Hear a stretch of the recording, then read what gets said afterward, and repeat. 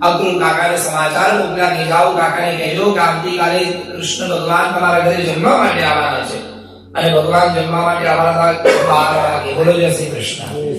પણ ભગવાન થોડી ઇન્ડિયન ટાઈમ પ્રમાણે તો ભગવાન જે વહેલા આવે કે તો મોડા આવે તેમના હાથમાં હોય ત્યારે જાય.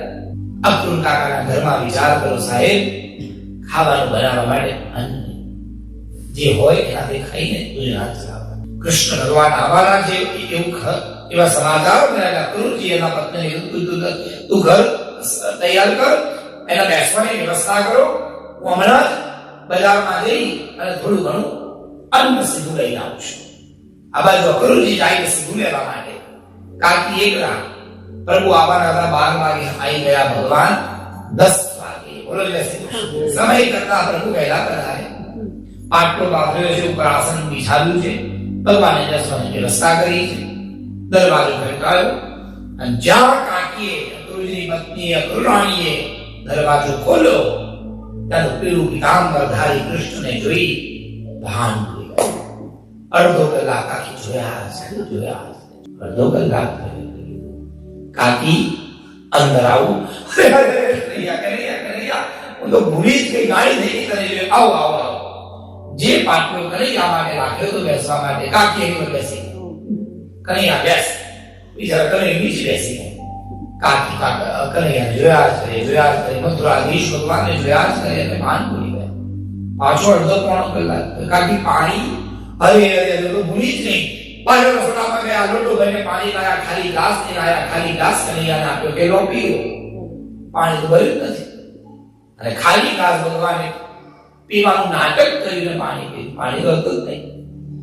કાકી જોયા અડધો કલાક થયો. કાકી ભૂખ લાગી છે. આટલું જ્યાં કીધું કાકી કે કાના ઘરમાં કઈ નથી. કાકા કશું લેવા ગયા છે, હમણાં આવે તો જમવાનું બનાવી દઈશ. પણ કેળા પડ્યા છે. અરે કેળા તો મને બહુ ભાવે. એક કેળું લઈને આવ્યા, કેળું છોડ્યું અને ભાન એવા બોલ્યા કે કેળું નાખી દીધું બાજુમાં અને છાલતું છોતરું ભગવાનને આપી, લ્યો કૃષ્ણ કેળું ખાઓ. અને કેળાની છોતરું હાથમાં લઈ કૃષ્ણ છોતરું ખાય. દરવાજા પર અક્રૂરજી જોડે આંખમાં ચોધાર આંસુએ જમીન પર પડી ગયા, દંડવત નમસ્કાર કર્યા. હે કૃષ્ણ. ભાવ અને ભક્તિની આગળ પ્રભુ તમે મારી ભક્તિના ભાવના કારણે તમે કેળાનું છોતરું ખાધું. તમારા જેવો દેવ, તમારા જેવો ભગવાન આ દુનિયામાં બીજું કોઈ નથી. એટલે એકો દેવ દેવકી નંદનોય, એકો મેઘા શ્યામલ કોમલાંગો, એકો મંત્ર તસ્ય નામાનિયાની. દુનિયામાં જેટલા નામ છે એમાંથી બધા નામ એ કૃષ્ણ મંત્ર છે. જેટલા કોઈનો દેવ છે એ બધા એ કૃષ્ણના જ સ્વરૂપ છે. એટલા માટે લખવામાં આવ્યું કે સર્વદેવ નમસ્કારમ કેશવમ પ્રતિગચ્છ. દુનિયામાં કોઈ પણ ભગવાનને પગે લાગો, અંતે તો એ પ્રણામ કૃષ્ણ પાસે જાય છે. યથા નદીનામ બહવો મુગેતા સમુદ્રમેવાભિમુખાદ્રવંતિ. ગમે તે નદી હોય, ગમે ત્યાંથી વહે, અંતે સમુદ્રમાં ભળે.